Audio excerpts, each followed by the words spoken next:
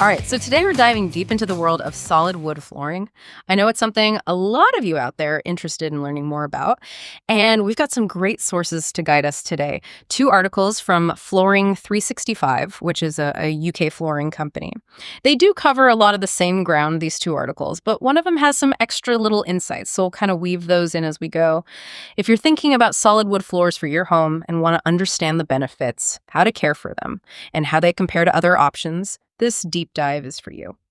So to kick things off, let's talk about what solid wood flooring actually is. Well, unlike engineered wood, which is made up of layers, solid wood is exactly what it sounds like, one solid piece of hardwood. And that construction is what gives it its, renowned durability. So oak, walnut, maple. When we talk about those wood types, we're talking about that single piece being made entirely of that wood. That's pretty amazing when you think about how long these floors can last. And the article mentioned how each species brings its own character to the room. Like oak's known for strength.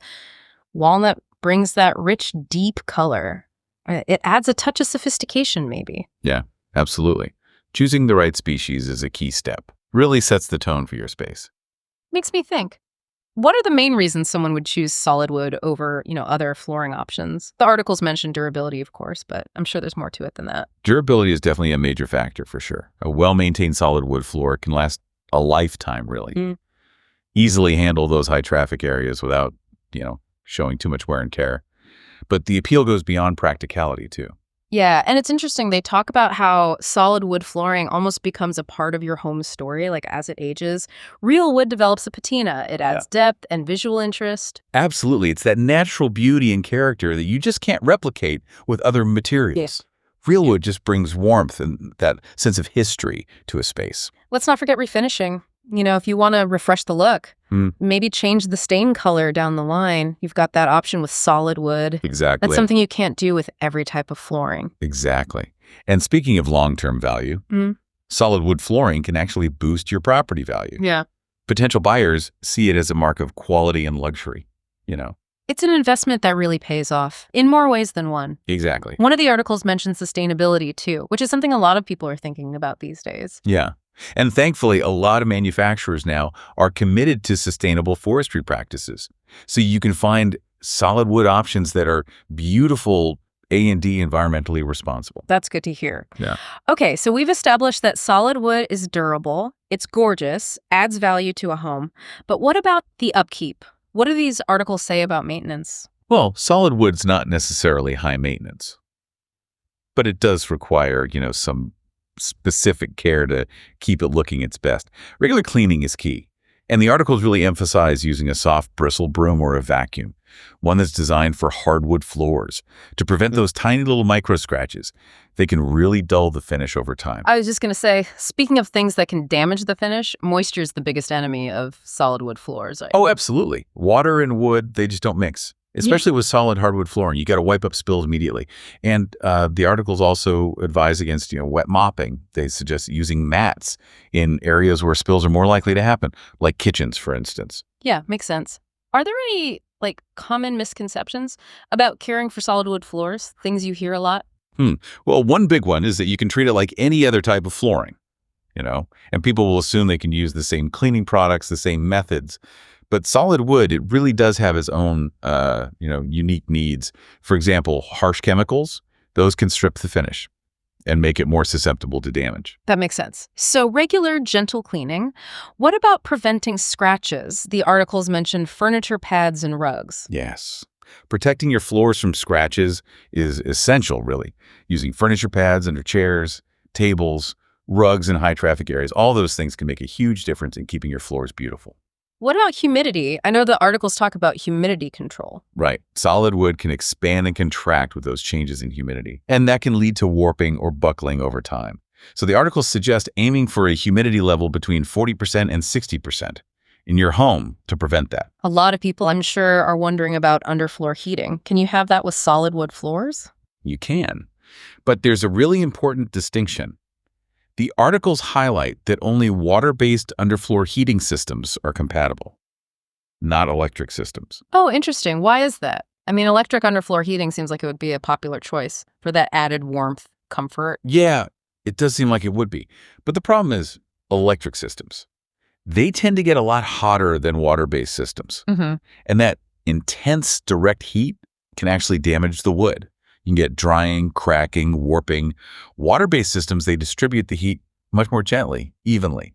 So they're much safer for your solid wood floors. Cool. It's all about making sure the heat isn't too intense for the wood. Right. So it doesn't cause any damage. Exactly. Okay. Well, I'm starting to picture all these beautiful wood floors. So many different looks and styles. So what are some key things to consider when you're trying to choose the right solid wood flooring for your space? Well, it really comes down to personal preference. Yeah. But the articles offer some good points to think about. Firstly, the wood species itself, which we talked about earlier. Oak is super durable. Walnut has that richness and depth. It depends on what kind of look you're going for, really. Like I can imagine a narrow, dark walnut plank in a modern loft apartment versus a wide, rustic oak plank in a cozy cottage. Totally different feel, right? You're exactly right. And then you've got the finish, which can really change the look and feel too. Do you prefer a matte finish for that more natural, understated vibe, or a glossy finish for a bit of formality and shine? It's interesting how those choices can really affect the final look. Anything else to keep in mind? One other key factor is plank size. Wide planks tend to create a more rustic, informal, and spacious feel. Really showcase the wood grain and any knots, imperfections, give it character. Narrow planks, on the other hand, they lend themselves to a more modern, streamlined, elegant look, a little more polished and sophisticated. So wider planks for that cozy farmhouse vibe, narrower for sleek and contemporary. I see. So it's almost like putting together a puzzle, right? You've got the wood species, the finish, the plank size, all these elements working together to create the perfect look. It can be a bit overwhelming, to be honest. It can be. But don't worry, there's help available. One of the articles mentions that if you're feeling a bit lost, with all the choices, a flooring expert can be a great resource, help you navigate all those options, and find the perfect match for your needs and your aesthetic. That's reassuring. I am curious, though. We've talked about how solid wood floors are a great investment in terms of durability and visual appeal. But when might someone want to consider engineered wood instead? That's a great question, and it's a perfect segue into our next segment, Huh? where we'll be exploring the world of engineered wood and how it compares to solid wood in terms of construction, cost, performance, all those things. So we've been talking all about solid wood flooring, but what about its close relative engineered wood? How does it actually stack up? Well, that's where things get interesting. Remember how solid wood is a single piece of hardwood? Engineered wood is totally different. It's got a different construction altogether. Oh, okay. Tell me more. It's kind of like a layer cake. Okay, I like where this is going. So the top layer, the one you see and feel, that's a veneer of real hardwood. But underneath, it's got layers of plywood or high-density fiberboard, and they're bonded together in this cross-grain pattern, which makes it super stable. So you still get that real wood look, Yeah. but with a different kind of core. How does that affect how it performs, how durable it is compared to solid wood? Good question. That layered construction actually makes engineered wood less prone to expanding and contracting.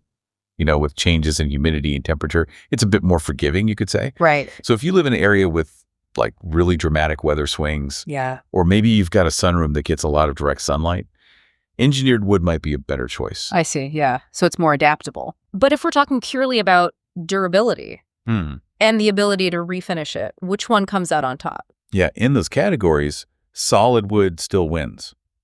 Because it's solid all the way through. You can sand it down and refinish it multiple times over its lifetime. Engineered wood, you have limitations on how many times you can refinish it. Oh, okay, yeah. Because you've got that thinner layer of real wood on top. You don't want to sand through that. I see. So solid wood's like a thicker canvas for those who like to, change things up every few years. The trade-off being you need to be more careful about humidity. Exactly. We did touch on sustainability earlier. Are there any potential downsides to solid wood from an environmental standpoint? That's a good point to raise. While responsible forestry practices are becoming more common, it's still crucial to look for certifications, things like FSC, the Forest Stewardship Council, to make sure the wood is coming from a sustainable source. Right, yeah. And sometimes lesser-known wood species might actually be a better choice. They might be more readily available, or they grow faster. So do your research. It sounds like both solid wood and engineered wood have their own pros and cons.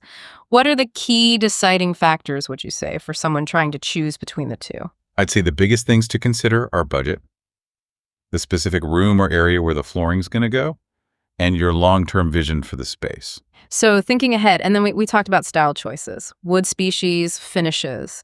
But the articles also mentioned plank size. Can you talk about that a bit more? How does that affect the look? Plank size is a subtle but really powerful design element. Think of it this way. Wider planks create a more rustic, informal, spacious feel. They really showcase the wood grain, any knots or imperfections, give the floor a lot of character.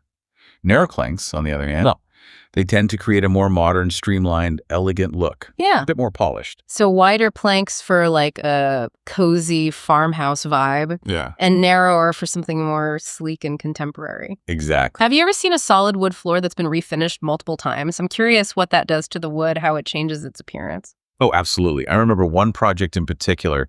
It was a historic home with original oak floors. And over the decades, they'd been sanded down and refinished so many times. They went from dark and glossy to light and natural. Each refinishing kind of revealed a new layer of the wood's story, added to its character. Wow. That's amazing. So it's not just a surface, it's like a living, evolving element. Exactly. Okay, so it's beautiful, durable, adaptable, connects us to nature. What more could you ask for, right? Right. And it adds value to your home. It's often seen as a really desirable feature by potential buyers. So it really checks all the boxes. We've Yeah. covered a lot of ground here, Yeah. from, the nitty-gritty of construction to the emotional side of things. So what are your final thoughts? Any parting advice for our listeners? Well, we've talked about the practicalities, choosing the right wood species, finish, plank size. Yeah. But I want to emphasize that this decision, it's about more than just the technical details. I'm intrigued. It's about the story you want your floors to tell. Every piece of wood has its own unique history, its journey, from forest to floor.